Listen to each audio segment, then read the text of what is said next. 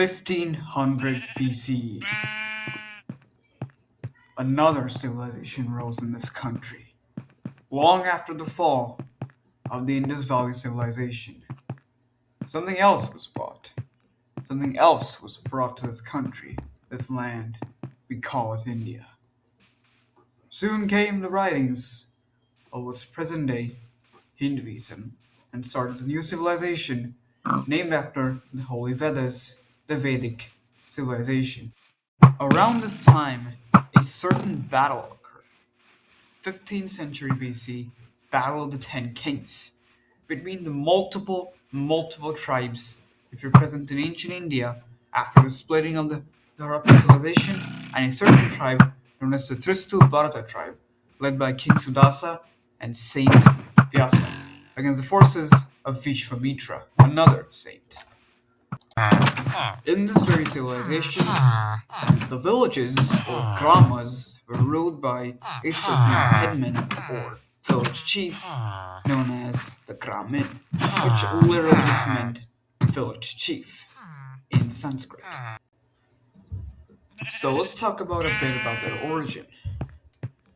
According to Russian archaeologists, the Aryans, or the Vedic people, originated from a certain culture known as the Andronovo culture found in present-day Tajikistan. But many say that it's completely fake. Like, there'll be quite a lot of cultural differences between the Vedic people and the Andronovo people, because one's a Central Asian nomad. Now let's talk a bit about society in the grounds of the Vedic civilization. In the early parts, women and men were treated equally. In the later parts, women's rights dropped significantly. Here's an example. Argapriya mama sandhi vyatamadya Paranirnayam karishmi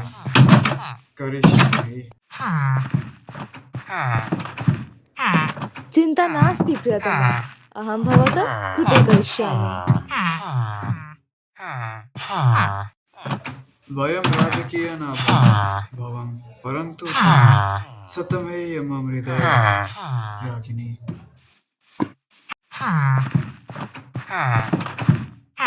पिता अहं तद्व्यवसायं गृह्णामि स्वर्गं गमनत्रं भवतः Kimartamashvayam priya putri samyak shashvaketu. So you can see how badly women were treated in this age as compared to earlier ones.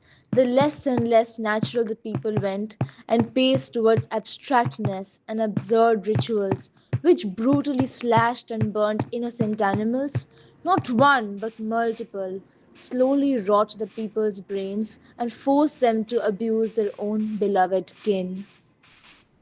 Polygamy was prominent too in these cultures, but polyandry was frowned upon. A woman was seen to be chaste, which could mean she could not commit adultery or cheat on her spouse. Seems legit, right? Until you realize her husband or lover could do it as much as he wanted to, and she couldn't open her mouth to defend herself about it. The woman was also forced to burn alongside her dead partner in the cremation pyre in an act called sati, which was prominent till the early 19th century during the British era in India, when it was abolished by the hand of Sir William Benjamin and Raja Ram Mohan Roy. Even then, this practice went secretly, as seen in Around the World in 80 Days, where the 1870s era British protagonist saves a young Indian bride from being burnt with her old Zamindar spouse. Now this civilization had two bases which it was focused on. Number one, the name Vedic came from the word the Vedas, which were a bunch of holy texts which we will talk about in another video. And the other was the caste system, a devastating system which still exists to this day, and it's just an absolute sham. I'll talk about it in another video, of course.